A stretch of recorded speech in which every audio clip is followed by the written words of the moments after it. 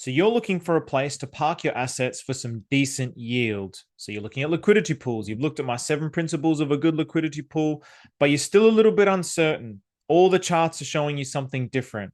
Well, that's because there are different kinds of liquidity pools. So in this particular video, we're going to look at 3 different types of liquidity pools, and we're going to go in detail about just one of the types. And this one happens to be the safest of the different types of liquidity pools. So this is DeFi in 5. So I'm breaking this up into 3 parts, and this is part 1, stable versus volatile token liquidity pools. So this particular one, we're going to look at stable and stable. So first, let's take a look at the 3 types of liquidity pools. So first, you have a stable with a stable liquidity pool. So this chart here is wrapped Pulsechain and wrapped Ethereum. So that's the forked Ethereum. So you can see that they're pretty much moving one-to-one. Typically, a stable versus stable pool might be something like DAI and USDC, or USDT and USDC, stable coins which are actually $1. But this is something which is very unique about Pulsechain, which we're going to go into a little bit more detail.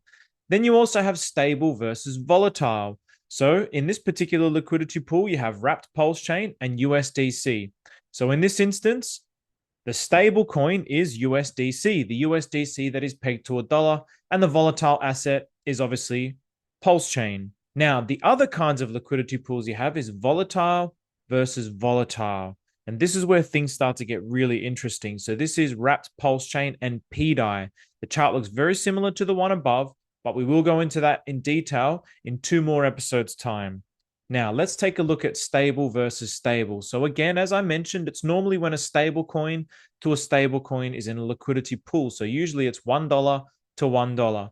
In this particular instance, this is wrapped Ethereum and wrapped Pulsechain. So it's the forked Ethereum. What makes this so unique is by the contract, these are interchangeable 1-to-1. So they're really like a stable coin to a stable coin, independent of the rest of the market. Now, Pulsechain, due to the fork being the copy of Ethereum and the on-chain tools, stablecoin also refers to how closely token A and token B ratio is.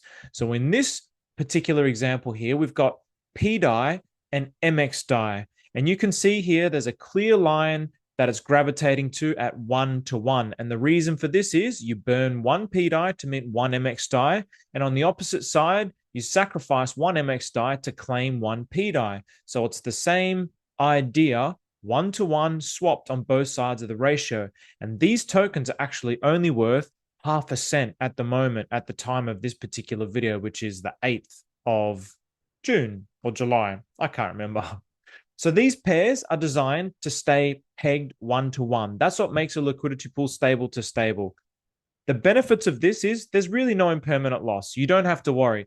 You're going to get no price divergence because by the logic of the math, by the logic of the token, they're really 1-to-1. So it's not going to wildly swing one way and you're going to get impermanent loss. It's not going to wildly swing another way. So the returns are quite predictable. You can put your money in there. The volume is generally going to stay the same and you can predict how much yield you're going to get over a long period of time. The trade-off of this obviously is that there's less volatility. And when there's less volatility, there's less volume. And volume is what gives us fees. So less volume equals less fees. And then obviously less fees is less yield. Now, in other words, yield is very steady in a stable coin to stable coin pool. It won't grow fast, but it also won't get wrecked. It's the safest type of liquidity pool you can be in. So if you're just starting out, I would strongly recommend finding a liquidity pool like this just to dip your toes in. The beauty of Pulsechain, however, is the benefit of these pools having a stablecoin to stablecoin, but with price appreciating tokens in the ratios. This is really the beauty of Pulsechain. So for example, we forked pDAI, PUSDC, PUSDT, and they're all valued at the time of this at half a cent. So this is just one reason why Pulsechain is presenting itself to be one of the best blockchains for liquidity providing in all of decentralized finance. You add on top of that how cheap it is to experiment, how cheap it is to create a liquidity pool, and how cheap gas is. Pulsechain really is proving to be the blockchain for liquidity providers. So this is one of the three types. In the next one, we're going to have a look at stablecoin to volatile and what the pros and cons are of that. So stay tuned for tomorrow's episode.